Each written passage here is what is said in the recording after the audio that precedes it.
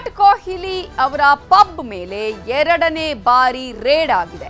ಬೆಂಗಳೂರಿನಲ್ಲಿ 18 ಪಬ್ ಮೇಲೆ ಅಧಿಕಾರಿಗಳು ದಾಳಿಯನ್ನ ಮಾಡಿದ್ದಾರೆ. ವಿರಾಟ್ ಕೊಹ್ಲಿ ಅವರ ಮಾಲೀಕತ್ವದ ಪಬ್ ಮೇಲೆ ಎರಡನೇ ಬಾರಿ ಈಗ ಅಧಿಕಾರಿಗಳು ದಾಳಿಯನ್ನ ಮಾಡಿದ್ದು, ಬೆಂಗಳೂರಲ್ಲಿ 18 ಪಬ್ ಮೇಲೆ ದಾಳಿಯನ್ನ ಮಾಡಲಾಗಿದೆ. ಕಾರಣ ಅವಧಿಗೂ ಮೀರಿ ಪಾರ್ಟಿಯನ್ನ ಮಾಡ್ತಾ ಇದ್ರು ಅನ್ನುವಂತಹ ಆರೋಪದ ಮೇಲೆ ಈ ರೇಡ್ ಅನ್ನ ಮಾಡಲಾಗಿದೆ. ಕೇಂದ್ರ ವಿಭಾಗ ಪೊಲೀಸರಿಂದ ಸ್ಪೆಷಲ್ ಡ್ರೈವ್ ಅನ್ನ ಮಾಡಲಾಗಿದೆ.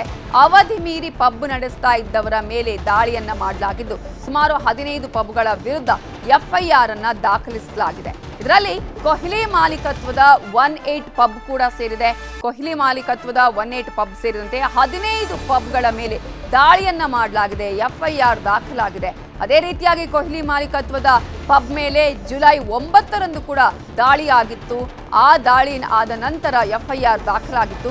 ಇದೀಗ ಮತ್ತೊಮ್ಮೆ ಎಫ್ಐಆರ್ ದಾಖಲಿಸಿದ್ದಾರೆ ಪೊಲೀಸರು. ಎಂಜಿ ರಸ್ತೆ, ಬ್ರಿಗೇಡ್ ರಸ್ತೆ, ಚರ್ಚ್ ಸ್ಟ್ರೀಟ್ ಸೇರಿ ಹಲವು ಕಡೆ ದಾಳಿಯನ್ನ ಮಾಡಿದ್ದಾರೆ. ಅತಿಯಾದ ಸೌಂಡ್ ಆಗಿರ್ಬೋದು, ಓವರ್ ನೈಟ್ ಪಾರ್ಟಿ ಮಾಡಿರೋದ್ರ ಬಗ್ಗೆ ದೂರುಗಳು ಬಂದಿತ್ತು. ಸೊ ದೂರುಗಳು ಬರ್ತಾ ಇದ್ದ ಕಾರಣಕ್ಕಾಗಿ ಪೊಲೀಸರು ತಡರಾತ್ರಿ ಸ್ಪೆಷಲ್ ಡ್ರೈವ್ ಅನ್ನ ಮಾಡಿದ್ದಾರೆ. ಅದರಲ್ಲಿ ಕೊಹ್ಲಿ ಮಾಲೀಕತ್ವದ ಪಬ್ ಮೇಲೂ ಕೂಡ ದಾಳಿಯನ್ನ ಮಾಡಲಾಗಿದೆ. 18 ಪಬ್ ಮೇಲೆ ದಾಳಿ ಮಾಡಿದಂತಹ ಸಂದರ್ಭದಲ್ಲಿ ಅಲ್ಲಿ ಓವರ್ ನೈಟ್ ಪಾರ್ಟಿ ಮಾಡ್ತಾ ಇದ್ದಿದ್ದು, ಹಾಗೇನೆ ತಡರಾತ್ರಿಯಾಗಿ ಇನ್ನೂ ಕೂಡ ಪಬ್ಬನ್ನ ಓಪನ್ ಇಟ್ಟಿರೋದು ಕಂಡು ಬಂತು. ಈಗ ಆ ಒಂದು ಪಬ್ ಮೇಲೂ ಕೂಡ ಎಫ್ಐಆರ್ ದಾಖಲಾಗಿದೆ.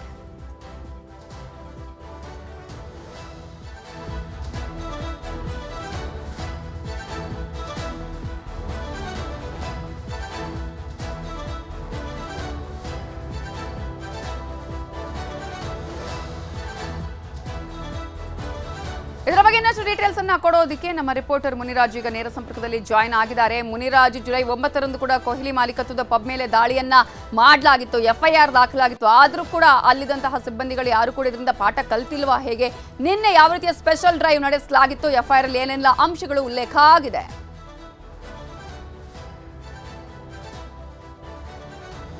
ನವಿತಾ, ಏನು ತಡರಾತ್ರಿ ಬೆಂಗಳೂರು ಪೊಲೀಸರು ಒಂದು ಪಬ್ಗಳ ಮೇಲೆ ಒಂದು ದಾಳಿಯನ್ನ ಮಾಡಿ ಒಂದು ಶೋಧವನ್ನ ಮಾಡಿರುತ್ತದೆ. ಅದರಲ್ಲಿ ಪ್ರಮುಖವಾಗಿ ಚರ್ಚ್ ಸ್ಟ್ರೀಟ್ ಮತ್ತೆ ಎಂಜಿ ರಸ್ತೆ ಮತ್ತೆ ಬ್ರಿಗೇಡ್ ರಸ್ತೆಯಲ್ಲಿ ಏನಿದೆ ಈ ಒಂದು ಪಬ್ಗಳ ಮೇಲೆ ಒಂದು ದಾಳಿಯನ್ನು ಮಾಡಿದ್ರೆ, ಈ ಒಂದು ಸಂದರ್ಭದಲ್ಲಿ ಏನು ವಿರಾಟ್ ಕೊಹ್ಲಿ ನೇತೃತ್ವದ ಒಂದು ಪಬ್ ಏನಿದೆ ಆ ಒಂದು ಪಬ್ ಬಳಿ ಕೂಡ ಒಂದು ಪೊಲೀಸರು ಹೋಗಿದ್ರು. ಆದ್ರೆ ಪೊಲೀಸರು ಪಬ್ ಬಳಿ ಹೋಗ್ತಿದ್ದಂತೆ ಆ ಸಿಬ್ಬಂದಿಯ ಕೆಳಗಡೆ ಬಂದು ಪೊಲೀಸರಿಗೆ ಒಂದು ಮಾಹಿತಿಯನ್ನು ಕೊಟ್ಟಿದ್ದಾರೆ.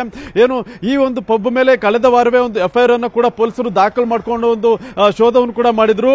ಆನಂತರ ನಿನ್ನೆ ರಾತ್ರಿ ಒಂದು ವಿಶೇಷ ಕಾರ್ಯಾಚರಣೆಯನ್ನ ಈ ಒಂದು 3 ಭಾಗದ ಒಂದು ರಸ್ತೆಗಳಲ್ಲಿ ಮಾಡಿದ್ದಾರೆ.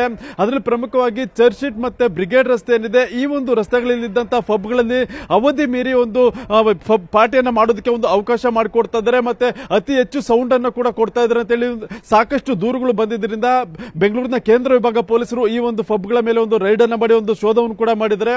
ಮತ್ತೆ ಕಳೆದ ರಾತ್ರಿ ಒಂದು ಪೊಲೀಸರು ದಾಳಿ ಮಾಡಿದಾಗ ಅಲ್ಲಿ ಕೂಡ ಒಂದು ಅವಧಿ ಮೀರಿ ಪಾರ್ಟಿ ಮಾಡ್ತಾ ಇದ್ದು ಕೂಡ ಕಂಡು ಬಂದಿತ್ತು. ನಂತರ ಸಾಕಷ್ಟು ದೊಡ್ಡ ಪ್ರಮಾಣದಲ್ಲಿ ಸೌಂಡ್ ಅನ್ನ ಇಟ್ಟು ಕೂಡ ಒಂದು ಪಾರ್ಟಿಗಳನ್ನ ಮಾಡ್ತಾ ಇದ್ದು ಕೂಡ ಕೇಳಿಸಿತ್ತು. ಆ ಸಲುವಾಗಿ ಏನು ಕೇಂದ್ರ ವಿಭಾಗದ ಡಿಸಿಪಿ ಶೇಖರ್ ಏನಿದ್ರೆ ಅವರ ನೇತೃತ್ವದಲ್ಲಿ ಅಧಿಕಾರಿಗಳು ಸುಮಾರು 15ಕ್ಕೂ ಹೆಚ್ಚು ಪಬ್ಗಳ ಮೇಲೆ ಒಂದು ದಾಳಿಯನ್ನ ಮಾಡಿ ಒಂದು ಪರಿಶೀಲನೆ ಮಾಡಿದ್ದಾರೆ. ಈ ಒಂದು ಸಂದರ್ಭದಲ್ಲಿ ಅವಧಿ ಮೀರಿ ಪಾರ್ಟಿ ಮಾಡ್ತಾ ಇದ್ದ ಒಂದು ಆರೋಪದ ಮೇಲೆ ಪೊಲೀಸರು ಸುಮಾರು 15ಕ್ಕೂ ಹೆಚ್ಚು ಪಬ್ಗಳ ಮೇಲೆ ಒಂದು ಕೇಸನ್ನು ಕೂಡ ದಾಖಲು ಮಾಡಿಕೊಂಡು ಒಂದು ತನಿಖೆಯನ್ನು ಕೂಡ ಮಾಡ್ತಾ ಇರೋದು. ಏನು ನಗರದಲ್ಲಿ ಇತ್ತೀಚೆಗೆ ಒಂದು ಪಬ್ಗಳಲ್ಲಿ ಅತಿ ಹೆಚ್ಚು ಸೌಂಡ್ ಮತ್ತೆ ಅವಧಿ ಮೀರಿ ಪಾರ್ಟಿ ಮಾಡ್ತಾ ಇದ್ದಾರೆ ಅಂತೇಳಿ ಏನು ಸಾಕಷ್ಟು ದೂರುಗಳು ಕೂಡ ಸರಣಿಯಾಗಿ ಬರ್ತಾ ಇದ್ವು. ದೂರುಗಳು ಬಂದ ಹಿನ್ನೆಲೆಯಲ್ಲಿ ನಿನ್ನೆ ರಾತ್ರಿ ವಿಶೇಷ ಕಾರ್ಯಾಚರಣೆಯನ್ನ ಪೊಲೀಸರು ಮಾಡಿ ಅವರಿಗೆ ಬಿಸಿ ಮುಟ್ಟಿಸುವಂತ ಕೆಲಸವನ್ನು ಕೂಡ ಮಾಡಿದ್ದಾರೆ.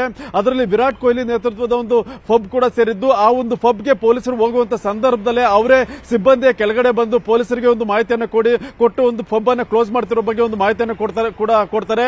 ಈಗಾಗಲೇ ಕಳೆದ ವಾರ ಈ ಒಂದು ಪಬ್ ಮೇಲೆ ಕೂಡ ಕೇಸ್ ರಿಜಿಸ್ಟರ್ ಆಗಿರೋದ್ರಿಂದ ಪೊಲೀಸರು ತನಿಖೆಯನ್ನು ಕೂಡ ಇನ್ನೂ ಮಾಡ್ತಾ ಇದ್ದಾರೆ. Navitha, okay, thank you Muniraju ಡೀಟೇಲ್ಸ್ಗೆ. ಇದೇ ವಿಚಾರಕ್ಕೆ ಸಂಬಂಧಪಟ್ಟ ಹಾಗೆ ಡಿಸಿಪಿ ಶೇಖರ್ ಅವರು ಏನು ಮಾಹಿತಿ ಕೊಟ್ಟಿದ್ದಾರೆ ನೋಡೋಣ.